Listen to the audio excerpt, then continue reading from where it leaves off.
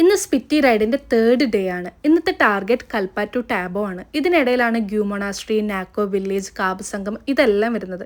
കൽപ്പേൻ്റെ തൊട്ടടുത്ത മേജർ ടൗണായ റെക്കംബിയോന്ന് ആവശ്യ സാധനങ്ങൾ, ATM, പെട്രോൾ ഇതെല്ലാം സെറ്റാക്കിയിട്ട് വേണം യാത്ര തുടങ്ങാൻ. കാരണം കൽപ്പ കഴിഞ്ഞിട്ടുണ്ടെങ്കിൽ പിന്നെ ഒരു പെട്രോൾ പമ്പ് വരുന്നത് പൂവാണ്. അതും കഴിഞ്ഞ് പിന്നീട് ഒരു മേജർ ടൗൺ വരുന്നത് കാസ മാത്രമാണ്. ഇതിനിടയിലെല്ലാം റിമോട്ട് വില്ലേജ് ആണ്. അങ്ങനെ നമ്മൾ പൂവിലെത്തി പെട്രോളൊക്കെ അടിച്ച് യാത്ര തുടരുകയാണ്.